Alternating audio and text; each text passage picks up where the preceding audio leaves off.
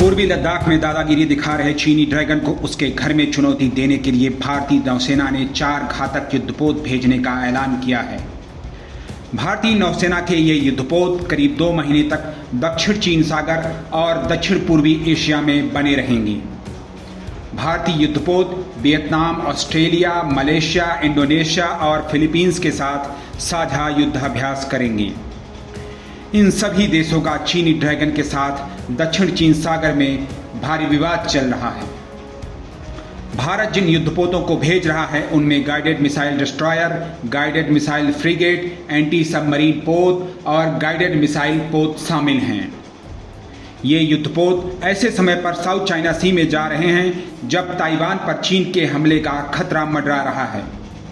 यही नहीं, चीन के आक्रामक रुख से पूरे साउथ चाइना सी में उसके पड़ोसी देश परेशान हैं, फिर चाहे वह वियतनाम हो, इंडोनेशिया हो या फिर जापान। इसी वजह से दक्षिण चीन सागर इस समय दुनिया की नौसैनिक गतिविधियों का केंद्र बन गया है।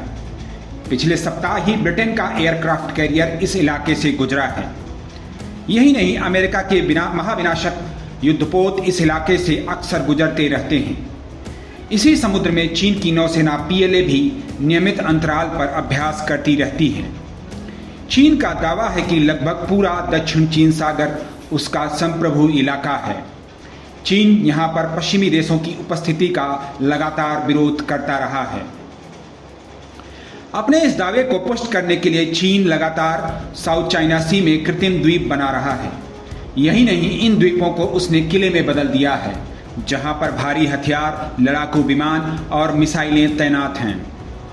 भारत की इस नौसैनिक तैनाती पर सिंगापुर के नौसैनिक मामलों के विशेषज्ञ कोलिन कोह कहते हैं कि यह मलक्का स्ट्रेट के पूरब में भारत का नौसैनिक ताकत का प्रदर्शन है। कोह ने यह भी कहा कि उन्हें उम्मीद नहीं है कि इस यात्रा के दौरान भारतीय युद्धपोत कोई आक्रामक व्यवहार दिखाएंगे और न ही विवादित द्वीपों के नजदीक जाएंगे जिस पर चीन दावा करता है।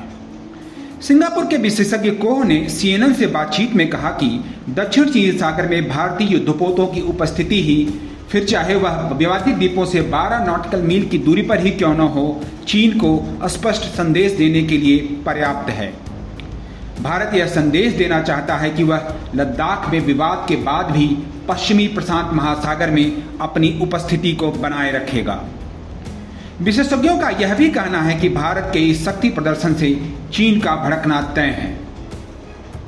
यही नहीं, चीन पर लगाम लगाने के लिए भारत क्वाड के 4 देशों के साथ मिलकर एकजुटता दिखाने के लिए इसी महीने के आखिर में संयुक्त अभ्यास करेगा।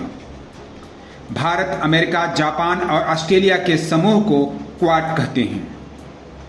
पश्चिमी प्रशांत महासागर में होने वाला मालाबार युद्धाभ्यास से चीन को मिर्ची लगना तय है।